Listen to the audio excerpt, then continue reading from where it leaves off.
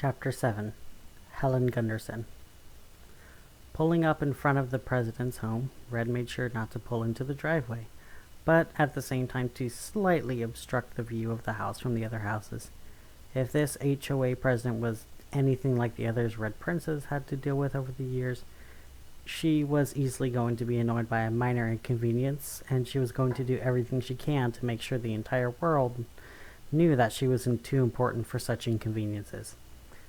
Sure enough, immediately after the car was in park, a woman in a pantsuit and manager hair was leaving the house. She was pointing at the car, then at the street, and then at the car. Again, she was yelling at Red, "Get out! Get out! You don't live here! Don't park on the street! All guests have to park in the driveways of the homeowners, and you're no guest of mine. You definitely don't live here. Leave before I call the cops," she yelled at Red, traveling in front of Red's car, keeping her from being unable to drive away, even if she wanted to.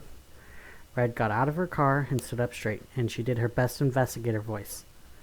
"Helen Gunderson, my name is Red Prince. The police should have informed you yesterday that I may be coming by to ask questions of the neighbors," Red asked.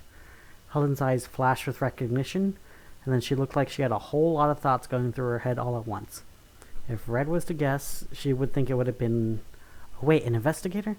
Does she suspect me? No, she can't. I'm just a neighbor. Well, she must think I'm suspicious since I was so rude to her. Maybe I can fix things by being nice now.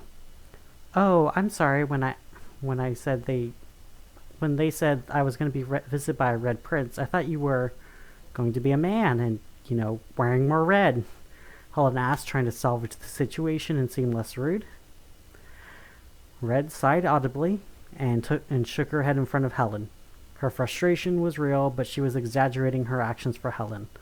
Helen was going to be on edge and suspicious of anything, especially if she was actually responsible for what happened. So if Red kept her thinking that Red was just upset by what was happening in the beginnings, then she could control the conversation. "Not a man, I'm afraid. Just my name. Do you mind if I ask a few questions about last night? I'm trying to ask the neighbors to see if they might have seen something or heard something. It's really rare for ghosts to be exorcised by a gun like that, so we're hoping you might have some leading information," Red finished. Helen in front of her thought it through and waved Red towards her house. "Come on in, we can drink some tea and I can answer your questions the best I can, but I'm not sure if I will be much help. I'm afraid I was asleep during the incident," Helen said, opening her door to her foyer. Inside there was a glass chandelier with blue, yellow, and green glass. Light refracted through it and reflected into multiple colored circles of lights on the walls. There was what looked like a freestanding table with a single pink flower in a vase.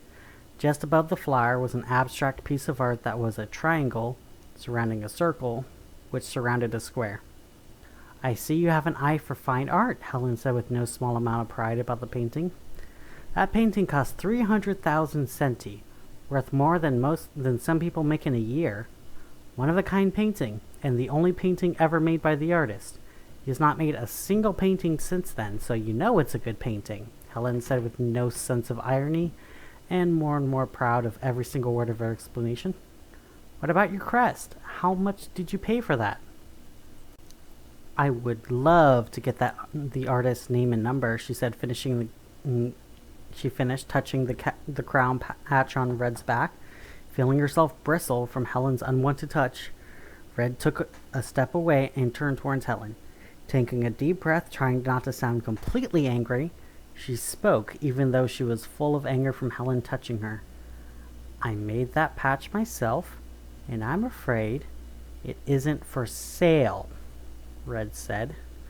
Helen seemed to completely ignore Red's sudden movement and was still staring at the patch on her breast pocket, reaching out to touch it again. "Are you sure it isn't for sale? Handmade crests are such the rage these days, and I never saw anything like your crest before," Helen asked, as Red took a further step back, and Helen finally looked Red in the eyes. "Not for sale," she said firmly. Helen let out a sigh, but continued on into the living room. The living room had a leather couch, leather chair, glass table with at least a dozen different magazines from this month, and there were even coasters made from what looked like bamboo and cork. Helen sat across from Red as she took her seats afterwards. The entire living room smelled like a perfume department, fake and overwhelming. While this wasn't a crime, in Red's mind it should have been, especially with how easily it could lead to headaches or sensory overload. "Can you remove your glasses?" Helen asked Red, leaning forward in her chair, her fingers interlocking and holding up her chin. It was like Helen thought of herself as interrogating Red, and she thought she was in control of the situation of what was happening. Red removed her shades and put them in her breast pocket. She wouldn't be able to see any magical or invisible threats incoming, but she was certain there was no magic here. She saw no charms, felt no threats, and also doubted she would even invest in anything serious.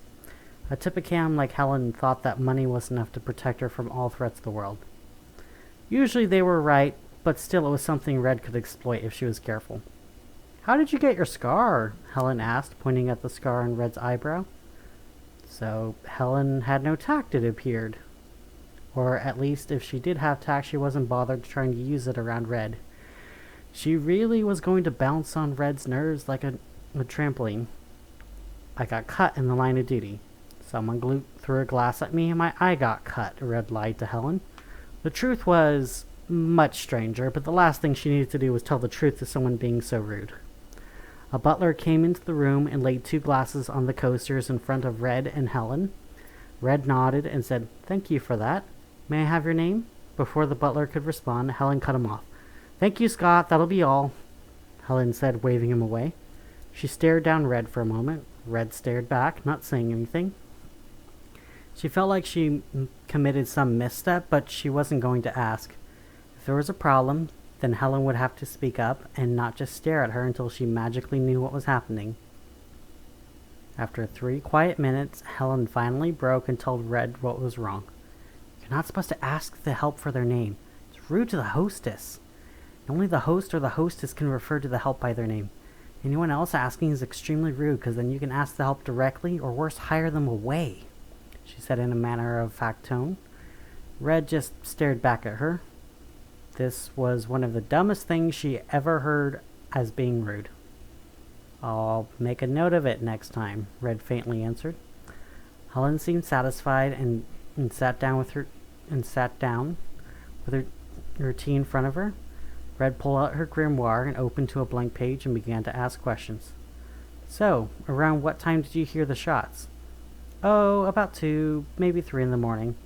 I heard 2 shots. It sounded like a shotgun. And I came to the window and I saw someone run out of the house, dressed up in green armor, a gas mask, a glowing red sword, and a shotgun. He must have been 7 feet tall, and he ran out of the house quickly and left." "Can you tell me what hand he was carrying the glowing sword in?" Red asked, writing down in her journal. "His left hand." "And where was he holding his shotgun?" "He had it strapped to his back." Helen responded a bit confused by the questioning. Red continued to doodle in the journal, pretending to keep track of some very important notes. "Sorry you couldn't see his face, but you said you heard 2 shots. There were 3 ghosts in the house, Melody, Barnabas, and Tiffany. Any idea why?" Red began to ask before she was interrupted. "Melvin, not Tiffany. Melody and Barnabas had a son, not a daughter," Helen said rather forcefully. Red responded by sitting there not saying anything and not taking any notes. She stared at Helen, trying to see if Helen could see what she was doing or if she was going to continue to hang herself. "I mean, his name was Melvin when he died, so he should still be called Melvin after death, right? He was a boy, and he didn't change that before he died, so he should still be a boy and still be called Melvin, right?" Helen said, trying to find some common ground with Red. Instead, she was just making herself a longer rope. "The law is very clear that," Helena continued before Red raised her hand to interrupt. "Do you have any idea why the parents were shot, but not their daughter?" Red said again, but she could see Helena clench her jaw and stare at Red, clearly having more choice words in her mind, but not saying them out loud. "I don't know. Maybe he heard the police coming, so he ran away. Shame he couldn't finish the job. The house is such an eyesore for our good neighborhood. Drives down our prices, you know, and the city is thinking about declaring it a landmark. They should think about the people living near it instead. We have listened to the constant crying and screaming and chopping, but no, they'd rather let us live next to them," Helena continued ranting. Red continued to take her notes. Helena really was just proving Red's theory. and the final phase of her plan could soon begin. Did you know that I own all these houses? Well, I guess the Homeowners Association owns them, but I'm the president of the Homeowners Association, so that means I own them all. If we aren't careful, we could lose all our money in these houses. Who would want to live in a house that's next door to a haunted house? Helena said, lost in thought. So, if you own all these houses, does that mean that all the other homes are renters? Red asked, trying to bring it up casually, unsure if Helena was going to continue her evil villain rant. Sure enough, Helena had an evil villain rant in for her. Sorry, I'm not renting. I'm trying to sell these houses because no one lives in any of those homes right now. We have to keep our standards for the neighborhood high. We figured we would start selling houses after the police finished their investigation. Helena corrected herself after realizing she was talking to an investigator, but it was very clear to Red what her final words were going to be. After the house was no longer haunted. Are you married? Red asked, putting her journal down, trying to seem casual with Helena. She had enough from Helena, but like with Gary earlier, she couldn't just leave, because then Helen might get suspicious and try to leave town, or worse, try to get rid of the evidence. Yeah, I married a great man named Gary. He is a very successful business owner in Uptown River City. He owns a gun store, Gary Gunderson and Sons Guns and Guts. Have you ever heard of it? Helen said with no small amount of pride. Red tittered to herself. I think I might have heard of it. It's an interesting name. Does he manage the shop with his son? Red asked, thinking that Sons with the name clearly meant he was doing it with his son, but unfortunately that was not the case. Actually, no. Son is his younger brother. Gary's parents named him Son because it's an Asturian word meaning strong. So Gary, he owns the shop and Son helps sell things. Helen explained like it was the most natural thing in the world. Red had to keep herself from bursting out with laughter. Son was not an Asturian word for strong. It just meant hour in Asturian, the language of the witches. Oh, that's cool. That your husband and his brother are in business together. What do you do for a living? Well, I run the Homeowners Association, so it's a very busy job. Some days I have to get up early to get started. And some nights I'm not finished until 5 o'clock. And I'm too tired to make dinner. But you have to make sacrifices so your kids have better lives than you did, Helen said somewhat wistfully, looking away at the window. You have children? Well, no, not yet. We were planning on having kids after our careers were over, Helen said, looking back at Red. Red Prince shrugged and reached across the table to shake Helen's hand. Well, thank you for answering my questions. I'm going to go back to the office and speak to the police. I think we can set up a trap for the killer tomorrow night. Red told Helen.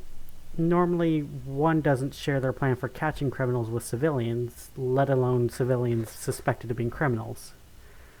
But however, what Red was doing was trying to set her up to get worried, rush her choices, and most importantly, make a mistake. Since Red Prince wasn't working for the police, it couldn't be construed as entrapment. But still, just in case, she had to do this in such a way that if she was wrong, and Helen was innocent, that with this information, Helen wouldn't do anything with it, and nothing would happen. Helen's face turned pale, and she swallowed. She then led Red to the door. Well, I'm sure you'll catch the man responsible for this, and take him to justice. Just remember to consider all the people who live around the house when taking him in. So be careful and stay safe, Helen said, when Red was outside shutting the door rather loudly in her face. Red shrugged and began to walk over to the haunted house across the street. Her plan was now in fruition.